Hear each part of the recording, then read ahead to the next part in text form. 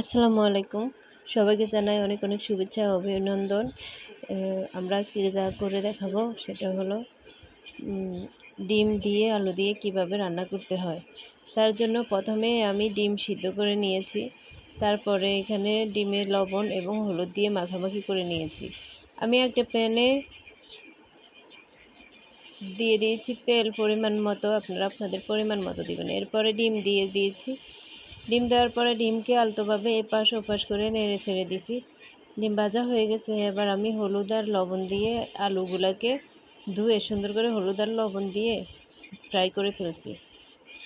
এই যে দেখুন, এবারে আমি এই আলু আর এই ডিমগুলো রান্না করব।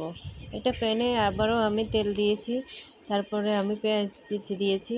পেঁয়াজ কুচি বাদামি কালার হওয়া পর্যন্ত অপেক্ষা করে রসুনের পেস্ট দিয়ে দিয়েছি, আদার পেস্টও দিয়েছি, এবার জিরার পেস্ট দিয়েছি, টমেটো দিয়ে কুচি দিয়েছি। এগুলো মাখামাখি করে ভেজে নিলাম। মরিচের গুঁড়া ও হলুদের গুঁড়া দিয়ে দিয়েছি।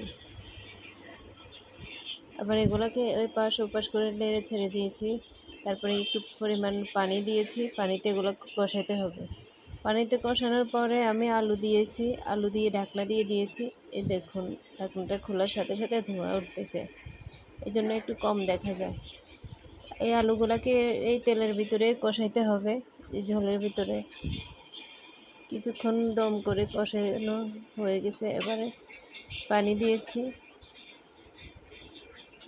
পরিমাণ মতো পানি দিয়েছি। আপনারা আপনাদের পরিমাণ মতো পানি দিবেন।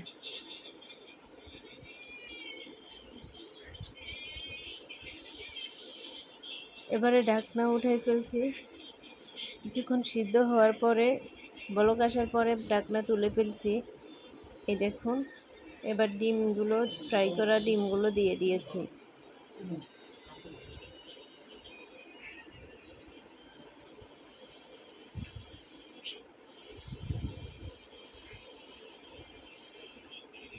ডিম দেওয়ার পরে এগুলোকে একটু হালকা নাড়াচাড়া করে দিয়েছি, যেন সবগুলো একসাথে মিলেমিশে থাকে। এবার পরিবেশন করার পালা। পরিবেশন করে ফেলছি। দেখুন কত সুন্দর হয়েছে আর কত সুস্বাদু হয়েছে, বলার বাহিরে। একবার খেলে বারবার খেতে মন চাইবে। খুব কম সময়ের ভিতরে এই রেসিপি তৈরি করে দিলাম। সবাই ভালো থাকবেন, সুস্থ থাকবেন, সুন্দর থাকবেন, এই কামনায় আজকে এই ভিডিও থেকে বিদায় নিচ্ছি। সবাই ভালো থাকবেন, সুস্থ থাকবেন, সুন্দর থাকবেন, এই কামনায় শেষ করছি। আল্লাহ হাফেজ।